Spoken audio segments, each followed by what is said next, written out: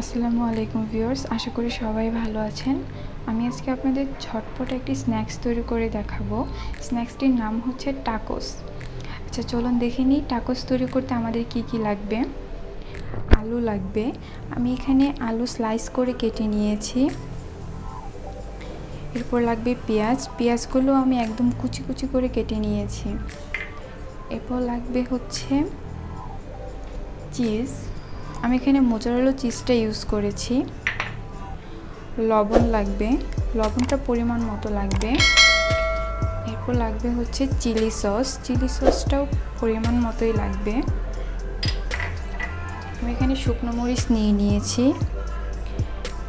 তারপর আমার লাগবে 1 কাপ ময়দা লাগবে। তাহলে চলুন দেখে নিই টাকোসটি কীভাবে তৈরি করতে হবে।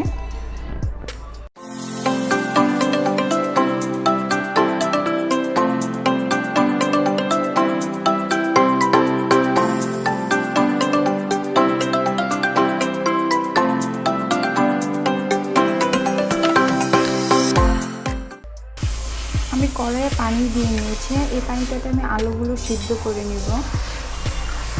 আলুগুলো দিয়ে দিচ্ছি, সামান্য একটু লবণ দিয়ে দিব।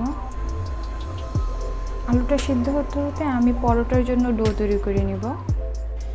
আমি এখন ডোটা তৈরি করে নিব। 1 কাপ ময়দা, 1 কাপ পানিটা আমি পরিমাণ মতো দিব যতটুকু লাগে, লবণ আর হচ্ছে তেল। তাহলে চলুন ডোটা তৈরি করে নিই। আমি এখন ডোটা তৈরি করে নেব। আমি এখানে ময়দা নিয়েছি, সামান্য পরিমাণে লবণ দিয়ে দিচ্ছি পরিমাণ মতো, সামান্য তেল দিচ্ছি।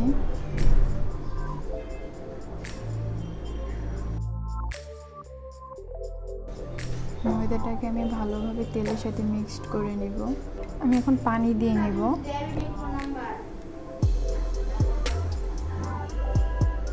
পানিটা আস্তে আস্তে দিবেন।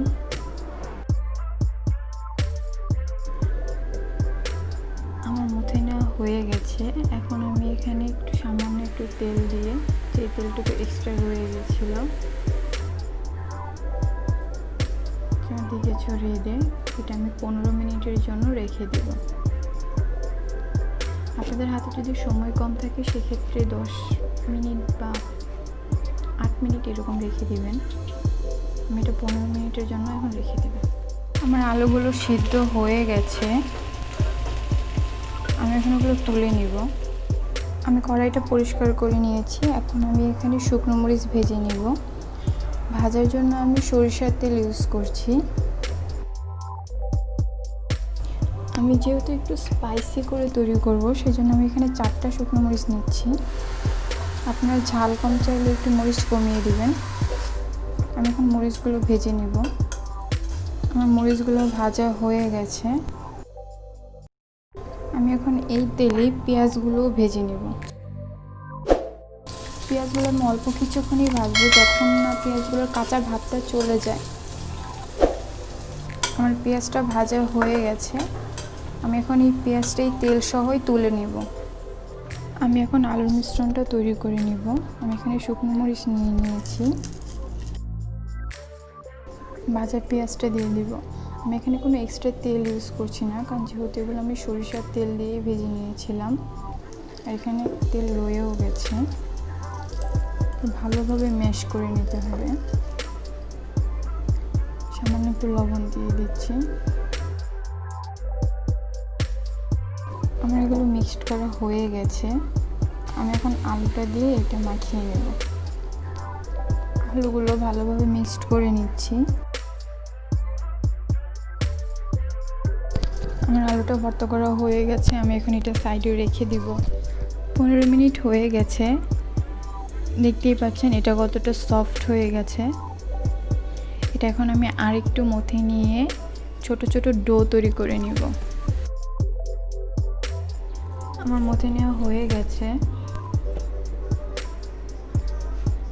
আমি এখন একটু কেটে নিব। আমি এরকম ছোট ছোট ডো তৈরি করে নিয়েছি।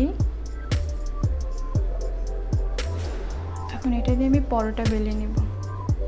পরোটার মতো করে বেলে নিব। আমার রুটি বানানো শেষ হয়ে গেছে, এখন আমি রুটিগুলোকে ভেজে নিব।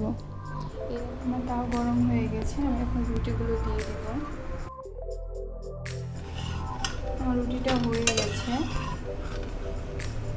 রুটিটা বেশিক্ষণ ভাজবো না, এই পিঠ হয়ে গেলেই তুলে নেব। এই রুটিগুলো আমি যখন ভেজেছিলাম গরম গরম এরকম শেপ করে নিয়েছিলাম। আমি চিলি সস দিয়ে দিচ্ছি।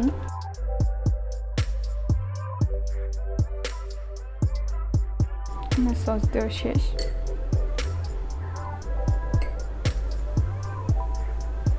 চিজ দিয়ে দিচ্ছি আমি।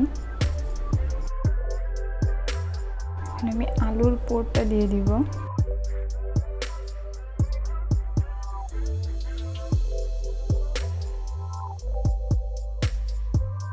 একটু প্রেস করে দিবেন, তাহলে এটা লেগে যাবে।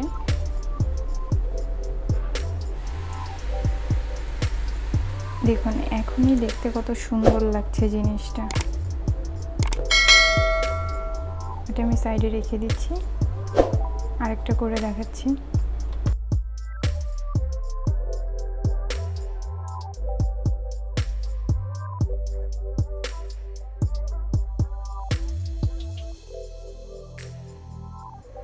আমি এখন কড়াইয়ে তেল দিয়ে নিব, এগুলো ভেজে নিব। খুব সাবধানে ভাজবেন।